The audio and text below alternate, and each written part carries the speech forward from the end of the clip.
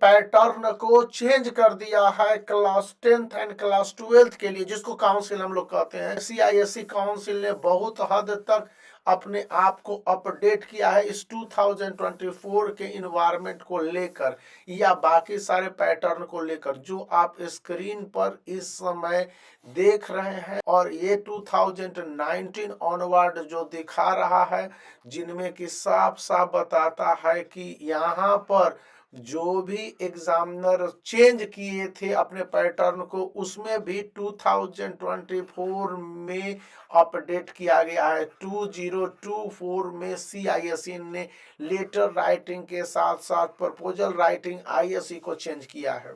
और अब है जो इनको आप अच्छी तरह से समझेंगे। पहले था कि हम लोग जो लेटर लिखते थे और उसके जो तरीके थे, इनमें हम लोग बहुत अच्छे से केवल 2 लाइन्स को यूज करते थे। तो 2 लाइन्स की जगह पर अब 3 लाइन्स सिस्टम लाए गए हैं। और ये 3 लाइन्स सिस्टम अच्छी तरह से बताते हैं कि स्टूडेंट को यहाँ पर जो भी पैटर्न वाइज चेंजेस करने होंगे। और ये जो डेट का सिस्टम है, इस डेट के सिस्टम में भी बहुत हद तक बदलाव दे दिया गया है। अब ये बदलाव क्या है, कैसे है, और इसको लेकर सीआईएससी किस तरह से चेंजेज ला रही है। जैसे कि पहले हम लोग लिख देते थे माय डियर मम्मी, तो अब माय डियर मम्मी या मम्मा लिखने के जगह डियर मॉम लिखने का जो ट्रेडिशन है, इसको लगा दिया गया है, यानी कि सैल्यूटेशन में चेंज किया गया है। इसी तरह से कंटेंट, जो आप कंटेंट देख रहे हो यहाँ पर लेटर राइटिंग का, ये पूरा है कि आपके पास ये पूरे 1 पैरा हो गए, 2nd पैराग्राफ हो गए, 3rd पैराग्राफ हो गए, 4th पैराग्राफ हो गए। अब इसको क्या करके कहा जा रहा है कि इसको 5 पैराग्राफ में बांटेंगे, यहाँ से लेकर यहाँ तक, यानी कि कुल आपके पास 5 पारा होंगे और उसी के आधार पर ये वर्क करेंगे। अगर इनमें किसी तरह के चेंजेज होते हैं तो आपके मार्क्स काट लिए जाएंगे। जो नए अपडेट हैं यहाँ पर योर लविंगली या योर फेथफुल्ली, ये सारे चीज लगाए गए हैं ना यहाँ पर। तो इसको आप देख लीजिए कि अब लेटर में जब आप इनफॉर्मल लिख रहे हो तो योर लविंगली की जगह सीधे सीधे लिखेंगे कि योर्स डियरली और योर लविंग सन, इस तरह का योर लविंग डॉटर, ये अफेक्शनेटली, इन सब चीजों को लिखने के पैटर्न को ही काट दिया गया, यानी कि कितना बदलाव किया गया है। हाँ, ये कहा गया है कि यदि आप ब्रिटिश पैटर्न की जगह यूएस पैटर्न को फॉलो करते हैं और यूएस पैटर्न में जिस तरह से कहा जाता है कि आप राइट साइड में लिखिए, तो वो ये बात एक्सेप्ट करता है कि ये राइट साइड में ही आप लिखवा लें और इसको लेकर कोई गड़बड़ी नहीं बताई जाती है।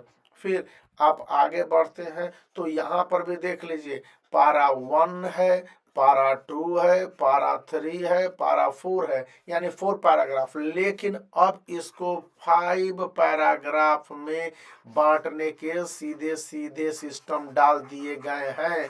और राइट साइड में लिखेंगे तो यहाँ पर आप फ्री हैं लिखने के लिए, लेकिन केवल नाम को ही मेंशन करेंगे, ज्यादा इसमें ऊपर नीचे करने की जरूरत नहीं है। यदि आप इस तरह से करते हुए पाए जाते हैं तो आपको गड़बड़ मान के आपके मार्क्स को काटा जाएगा। इसी तरह से जब फॉर्मल लेटर लिख रहे हो तो सीबीएसई के पैटर्न से अलग यहाँ पर सबसे पहले आप अपना एड्रेस ऑफ द एड्रेस ही लिखेंगे। तो ए आपके डिटेल में 4 to 5, कम से कम 5 लाइन में होने चाहिए जो कि बताए गए हैं। और यदि 5 लाइन से कम होते तो दिक्कत है। डेट, उसी डेट का आप लेटर लिखेंगे, फॉर्मल लेटर जिस डेट का आप मेंशन कर रहे हैं। और यहाँ पर जिसको लिख रहे हैं तो टू नहीं लिखने, पहले के समय में लिखा जाता था टू या फॉर, टू किसको, to whom you are addressing, लेकिन अब डायरेक्ट लिखने हैं to the police officer, commissioner, और इनके भी पूरे डिटेल 4 to 5 में जाने हैं। यानी कि डिटेल आपको इसी तरह से लिखने होंगे। और सैल्यूटेशन देने के बाद देखिए यहाँ पर सबसे पहला जो पैराग्राफ होगा इसमें आप इंट्रो लिखेंगे और अपने बारे में डिटेल देंगे कि क्या डिटेल है। फिर आप अपने प्रॉब्लम को लिखेंगे कि ये प्रॉब्लम क्या है, फिर प्रॉब्लम के डिटेल देंगे, प्रॉब्लम का डिटेल, अपना डिटेल नहीं, यहाँ पर अपना डिटेल दिया है। फिर इस जगह उस प्रॉब्लम के कारण जो भी इफेक्ट बन रहे हैं इसको लिखेंगे, और अंत में सॉल्यूशन या जो रिक्वेस्ट चाहते हैं उसके लिए आप स्ट्राइप आउट करेंगे, लेटर को सीधा सीधा थैंकिंग आउट कर देंगे, और दैट इज ऑल, यही मान लिया गया है।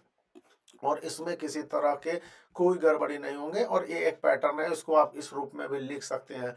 तो लेटर के साथ साथ ग्रामर सेक्शन को भी चेंज किया गया है।